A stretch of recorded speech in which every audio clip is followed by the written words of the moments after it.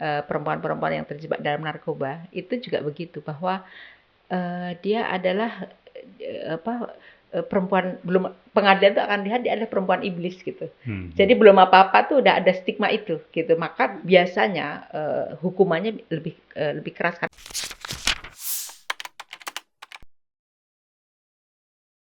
Artinya sex education-nya kan udah berjalan dengan bagus. Nah, kenapa di kita sampai hari ini zaman digital hal itu masih dianggap tabu? Jadi akhirnya anak-anak sekarang ya mencari-cari sendiri, menafsirkan jadi sendiri, salah. akhirnya kacau. Nah, seharusnya kan di sekolah juga diajarkan secara sistematis.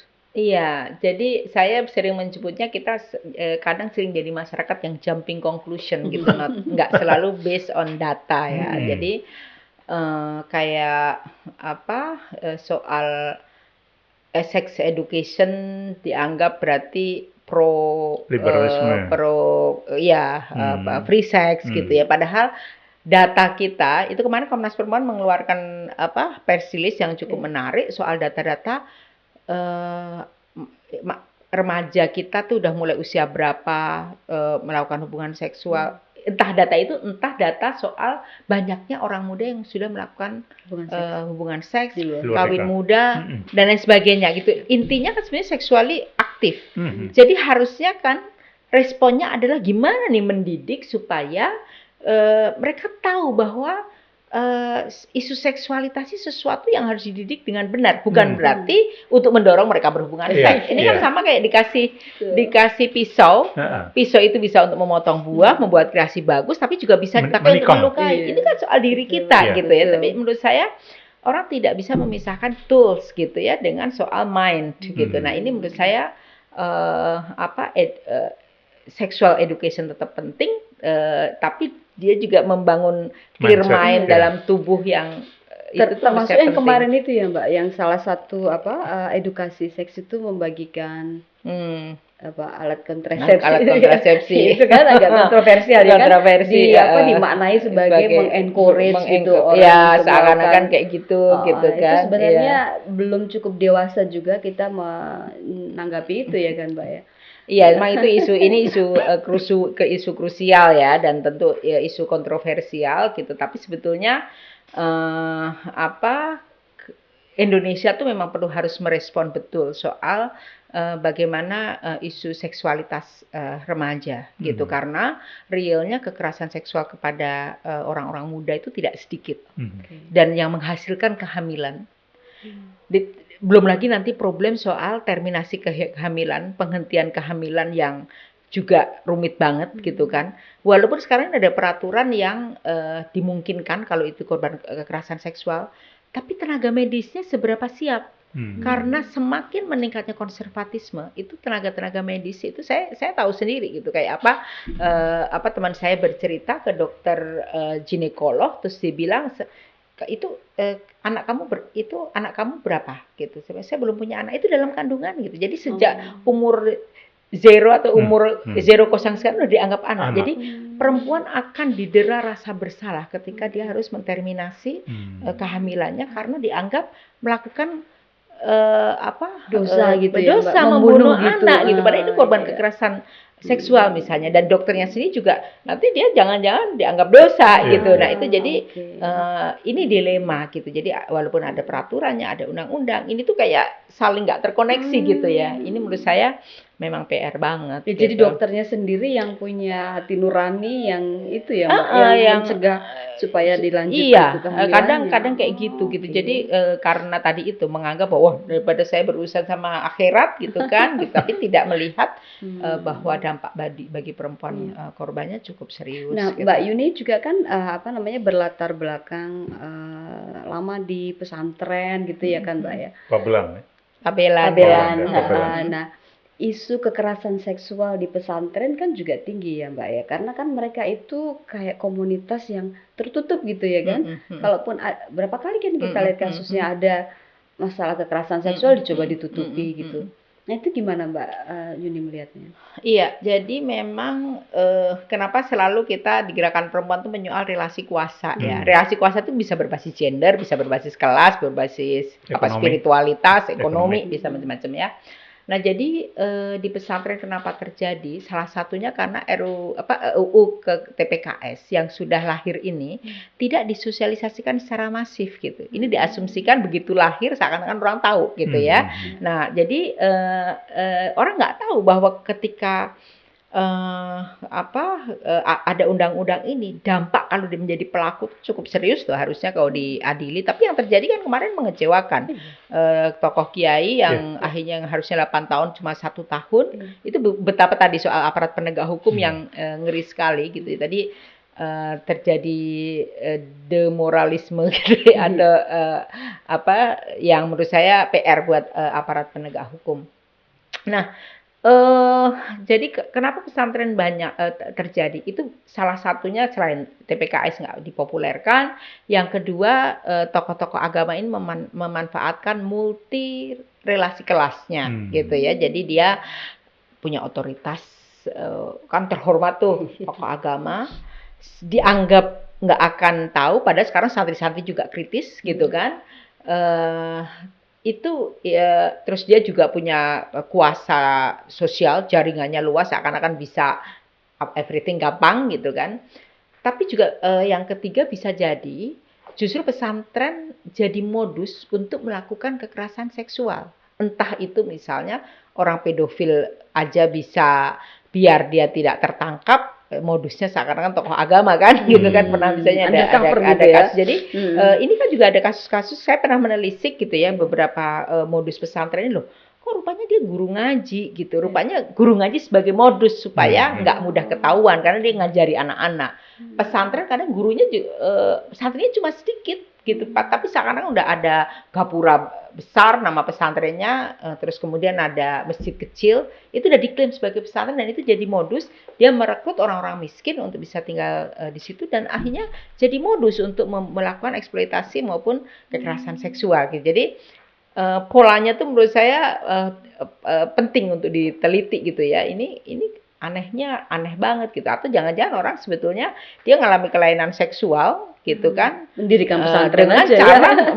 membuat modus-modus institusi agama gitu kan misalnya. Jadi itu yang menurut saya bukan hanya pesantren, Mbak Yuni. Saya ingat belasan tahun lalu ada juga skandal seperti ini di sebuah sekolah di Laguboti di Toba itu.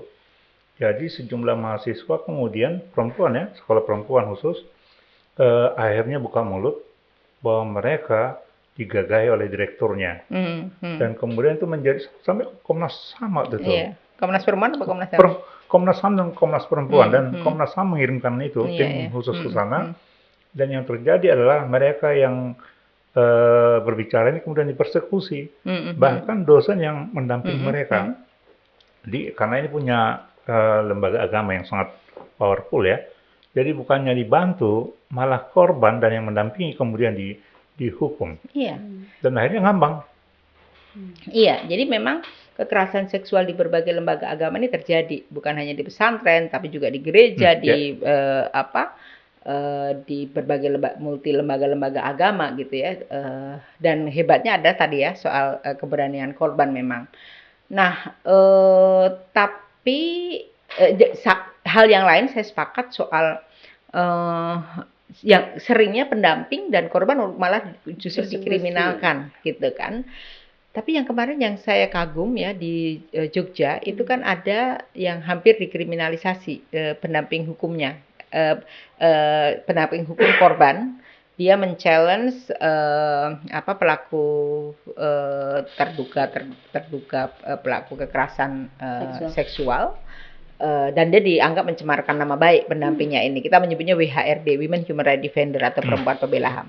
Tapi kemudian karena desakan publik segala macam, akhirnya dia dibebaskan karena terus laporannya nggak dilanjutkan. Jadi menurut saya kadang aparat penegak hukum juga ada juga yang punya sensitivitas gender. Tapi satu hal nih, term penggunaan bahasa maskulin itu sering juga digunakan. Saya kayak digagahi. Iya. Melakukan kekerasan tapi istilahnya digagahi. Gagah, Gagah bener. melakukan kejahatan gitu kan. Iya, Jadi iya. kadang reformasi linguistik, diksi itu juga menurut saya termasuk di kenapa kadang kita kolaborasi juga dengan kawan-kawan media untuk menggunakan bahasa-bahasa yang lebih Sensitif gender. ya biar nggak seksis segala macam. Itu menurut saya juga untuk mendekonstruksi Mindset lah ya. pelaziman kekerasan yang kadang menggunakan simbol-simbol yang sebetulnya enggak. Ya. Mbak Yuni kan di Komnas Perempuan lama ya, menjadi ketua di tahun 2010 sampai 2014. Betul. Nah, sampai sekarang masih berkutat di isu nih. Kalau Mbak Yuni memperhatikan modus-modus kekerasan seksual ini makin bertambahkah seiring dengan digitalisasi di semua aspek kehidupan sekarang? Kalau dari jumlahnya mungkin di catatan tahunan Komnas Perempuan perlu dilihat ya. 2000-an di tahun 2021. Iya, betul. Dan walaupun nggak bisa disimpulin apakah ini karena kasusnya banyak atau karena keberanian dan korban yang semakin meningkat gitu kan. Kadang di daerah-daerah itu kasusnya tidak sedikit, tetapi karena layanannya minim, di daerah itu kan kadang harus apalagi di kepulauan. Kalau mau melapor dia harus ke kabupaten. Temuan Komnas Perempuan dulu waktu memantau SIDO itu, pemberlakuan SIDO, itu orang bisa ngeluarin 2,5 juta untuk bisa ke pulau lain melapor di kabupaten. Belum lagi kalau kayak di NTT harus mengeluarkan dua kambing untuk bisa memproses hukum, itu pun memproses hukum awal. Jadi akhirnya korban-korban memilih untuk tidak melanjutkan kasusnya. Nah itu ya akhirnya memicu impunitas karena tidak diproses, tidak ada penjeraan gitu kan. Itu satu hal. Belum lagi kalau kasus incest itu ngeri banget gitu. Incest itu perempuan istrinya, si istrinya itu tersiksa banget, anaknya juga. Kalau mau diproses hukum itu bapaknya yang pelaku ini selalu bilang ke anaknya bahwa ibumu jahat, sudah mengkriminalkan ayahmu gitu. Jadi akhirnya kasusnya nggak dilanjutkan. Jadi menurut saya tren yang pola-pola yang complicated itu salah satunya juga soal incest yang juga semakin banyak ya. Yang saya tahu di kawan-kawan dulu pernah di Jambi atau di Jambi atau di wilayahnya saya lupa, mungkin nanti bisa yang Jambi tadi dicek di list, tapi di beberapa wilayah di Sumatera gitu itu juga di berbagai wilayah-wilayah yang lain kayak di perkebunan, bahkan yang pernah saya tahu juga di keluarga nelayan gitu karena efek kemiskinan dan rumahnya kecil, bukan berarti orang yang rumahnya kecil potensial incest, ini kan soal isi kepala ya, tetapi bagi yang isi kepalanya nggak beres gitu ya, terus karena kondisi rumah yang tidak aman itu terjadi. Makanya kalau di Geneva dulu waktu bikin undang-undang konvensi ILO kerja layak PRT, salah satunya kamar PRT itu harus aman gitu lah. Jadi untuk space di domestik itu pun perempuan tuh penting untuk punya tempat yang aman. Satu hal lagi Mbak, yang soal disable itu kan juga banyak terjadi kekerasan pada disable ya kan. Nah itu siapa yang harusnya bertanggung jawab ya Mbak? Karena sebelum Mbak jawab, ada cerita kami menulis di Madeleine ya tahun lalu ya. Ada kasus di Sumatera. Jadi perempuan yang tunarungu tuli dan gagu lah. Kemudian bercerita dengan bahasa isyarat bahwa dia di rape oleh omnya yang tetangga gitu kan. Nah, tadinya nggak ditanggapi serius, tapi karena sangat-sangat ekspresif, kemudian orang mulai merespons, dan kemudian memang benar itu terjadi. akhirnya keluarga itu bikin musyawarah gitu ya, dikumpulkan semua tetua, lalu korban dan pelaku dikonfrontir kan. Nah, akhirnya dia mengaku di situ. Lalu karena keluarga besar kan harus menjaga nama baik, kesepakatannya adalah menunggu sampai si korban ini hamil. Jadi kalau terbukti hamil nanti akan ada sanksi, antara lain membiayai si bayi akan lahir dan menanggung ongkos dan seterusnya. Nah, yang terjadi kemudian ya nggak kunjung lahir, ini Nggak hamil ya. Caranya case-nya ya mengambang sampai sekarang atas Iya. nama Iya, baik keluarga.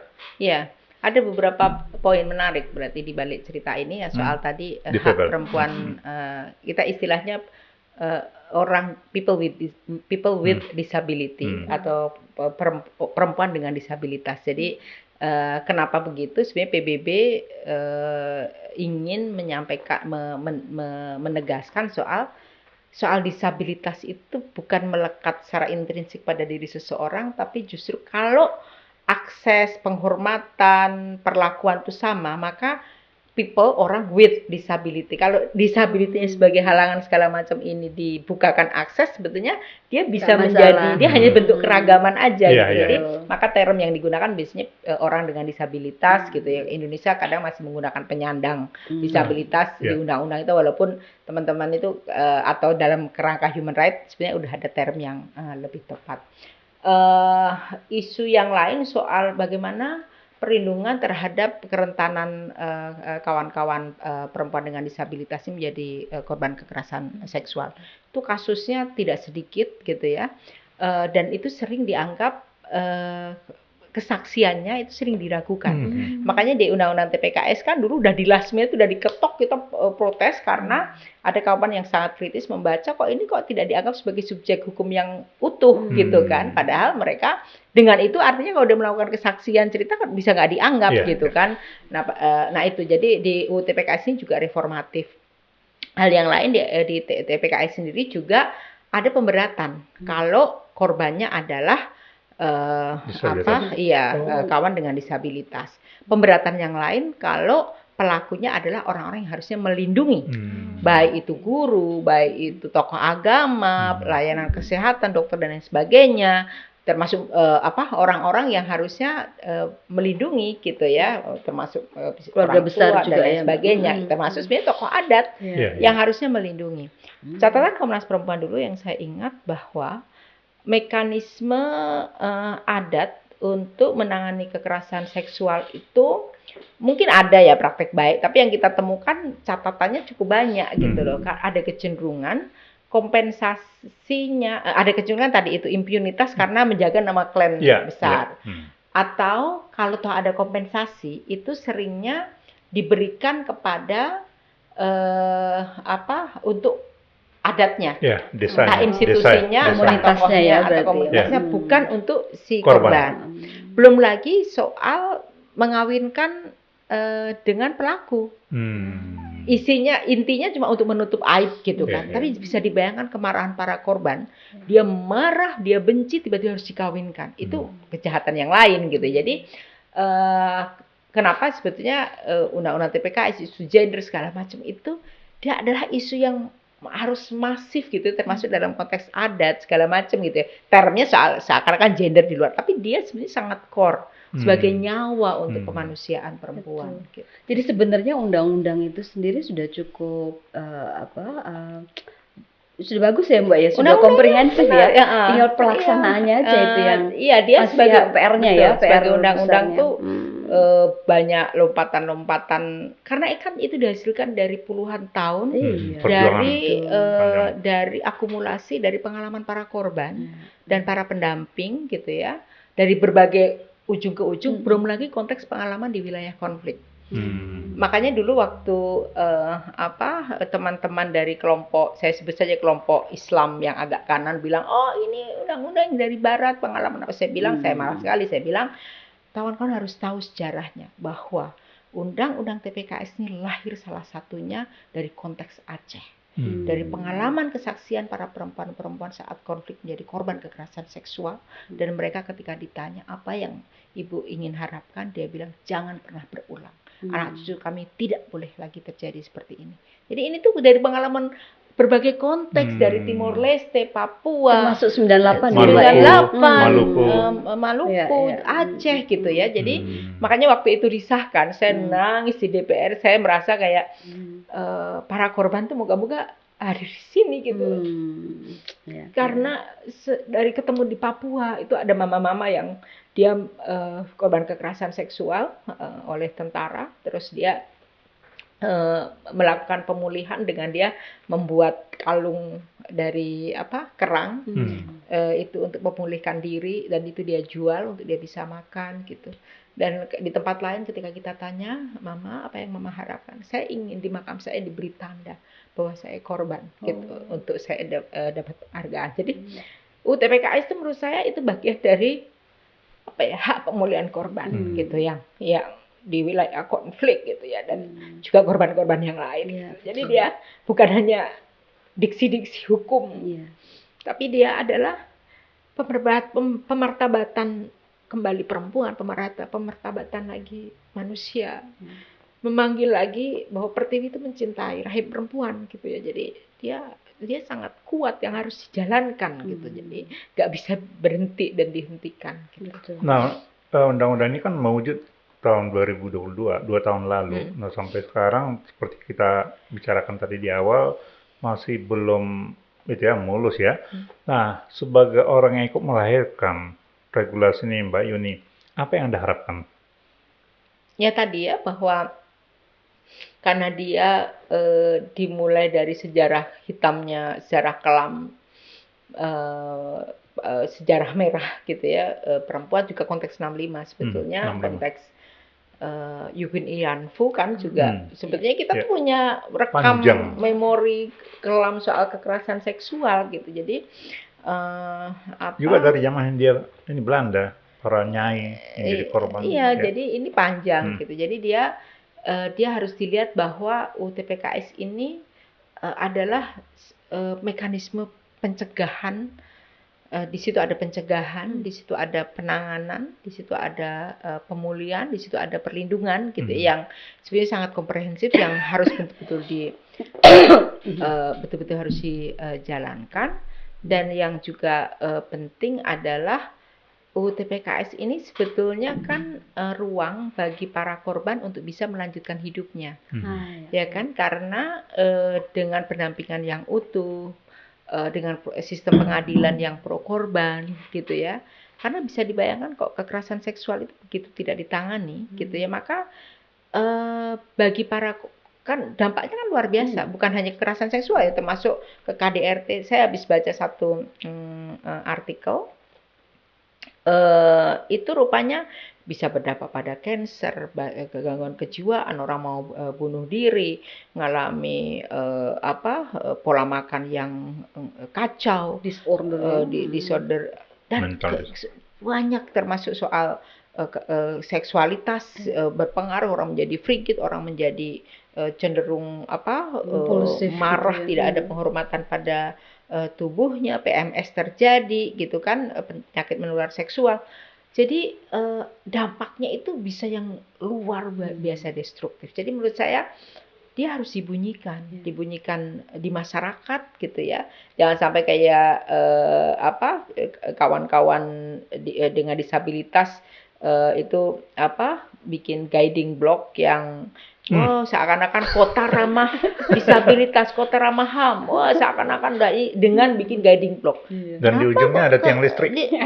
Atau bahkan dipakai buat jualan pecel lele atau gorengan kan gitu. Jadi produksi legal tadi nggak dibarengi dengan transformasi kultural dan kesadaran, itu yang bahaya. Jadi menurut saya UTPKS ini harus dibunyikan gitu untuk menghormati tadi itu ya, perubahan cara pandang di sekolah, di masyarakat, APH-nya juga harus berubah, asertivitas para korban gitu ya, untuk berani melapor dan dia bermetamorfosis dari korban harus penting untuk. Ini terutama kompensasi kan ada ya Mbak di Undang-Undang TPKS itu bahwa korban mendapatkan kompensasi yang wajar ya untuk. Iya, jadi itu yang masih jadi persoalan karena dapat dari dana publik kan, debatnya waktu itu kok negara yang harus memberikan kompensasi enak banget pelakunya kan juga akhirnya juga harus disita hartanya.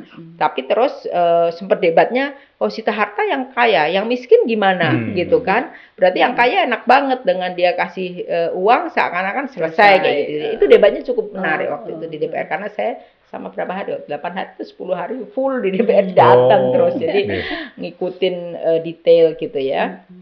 Walaupun untuk proses hukum detailnya tuh ada kawan-kawan ahli hukum lah ya, yang saya lebih kayak hukum draft yang bagus kalau nanti terjadi penolakan masif di masyarakat terutama dari kelompok Islam itu juga sayang gitu kan. Jadi saya memang ambil bagi-bagi peran. Saya meyakinkan di kelompok-kelompok Islam karena relatif tahu bahasa agama, relatif tahu isu human right, tahu kasusnya gitu kan segala macam. Jadi saya bagi peran di sana. Tapi ada kawan-kawan yang detail ngawal kata per katanya tuh. Jadi luar biasa memang pembagian tugasnya. Belum lagi kawan-kawan masif di publik, kawan-kawan muda ikut advokasi gitu. Jadi menurut saya kelebihan untuk PKS tadi kalau ditanya soal apa lagi selain yang tadi pendidikan segala macam, itu soal hebatnya adalah kan membangun ownership ya. Ownership, semua orang merasa memiliki undang-undang ini. Jadi bunyikan. Yang saya juga kagum kalau untuk konteks di Islam tuh KUPI, Kongres Ulama Perempuan Indonesia kan salah satu agendanya itu kemarin termasuk mencegah kekerasan seksual, dan UU TPKS kenapa akhirnya bisa lolos salah satunya juga kayak dalam tanda kutip terdukung oleh para ulama perempuan karena kita cukup panjang punya kesulitan untuk meyakinkan ulama maskulin, ulama laki-laki khususnya tentang kekerasan seksual karena nggak pernah ngalami gitu ya. Saya pernah di media saya bilang di Afghanistan yang kita bilang tertinggal, begitu ada kasus kekerasan seksual ulamanya teriak gitu. Nah di sini kok gitu kan, waktu meyakinkan ulama tuh susah banget hanya gara-gara soal ini isu liberal, isu apa, oh my god gitu kan. Jadi menurut saya dan kenapa ulama perempuan akhirnya justru sekarang ini di masyarakat di grassroots menjadi lebih lebih hasil musyawarah keagamanya lebih dipakai karena merasa bahwa perempuan korban merasa terlindungi oleh ulama perempuan, lebih memahami, dia tahu bisa merasakan sakitnya kayak apa sakitnya kayak apa hamil membesarkan anak korban perkosaan, tahu sakitnya kayak apa di stigma dan lain sebagainya. Karena kan agama tuh kadang sangat agama tuh sangat maskulin sentris, male sentris, cara alam berpikir laki-laki gitu yang tidak mengalami itu gitu. Jadi di KUPI itu kan menggunakan sejarah korban, menggunakan pengalaman dan pengetahuan perempuan. Itu menurut saya kekuatan. Mbak Yuni, undang-undang yang progresif yang hebat ini lahir dengan pemerintahan Pak Jokowi. Nah, sebentar lagi kekuasaan akan beralih dari Jokowi ke Prabowo Gibran. Apa yang Anda harapkan dari penguasa baru nanti terkait dengan implementasi dari Undang-Undang TPKS? Saya agak lelah bicara Indonesia saat ini ya, karena di dalam sejarah Nusantara, sejarah bangsa ini kan penggerak vital berkebangsaan secara waras itu adalah civil society dan masyarakat secara umum. Jadi saya merasa bahwa UTPKS mungkin ya ada peran presiden, mungkin ada peran, ya pastilah ada anggota dewan champion yang sana gitu. Tapi saya merasa ini adalah energi yang diorkestra oleh para korban dan para digerakkan gitu ya, gerakan perempuan, gerakan sosial, lembaga-lembaga keagamaan dan lain sebagainya. Menurut saya ini adalah kontribusi besar masyarakat Indonesia yang kerja bareng-bareng gitu ya. Dan walaupun dulu misalnya kelompok-kelompok kanan dulu nggak setuju gitu ya, tetapi setelah diundangkan dan impact-nya bahwa mereka juga terlindungi karena waktu itu sempat bicara ini apa, rupanya dengan ada ini juga melindungi orang-orang yang selama ini dia kan nggak melihat kelompok kanan, semua warga bangsa terlindungi. ke depan seperti apa gitu ya. Kok saya ingin menumpukan bahwa yang harus tetap menjaga bara ini adalah civil society, masyarakat gitu. Jadi kita harus menjaga kewarasan di saat misalnya sistem politik kita nggak bisa diharapkan. Di saat para pemimpin-pemimpin yang Makin kacau. sudah tiris moral, tiris adab, korup, brutal, jorok, Melakukan semua cara. iya, yang harusnya di ujung kepemimpinan memberi ketauladanan, tapi justru ini mengoyak rahim perempuan, mengoyak rahim anak bangsanya. Gitu. Jadi saya sedih dan saya memilih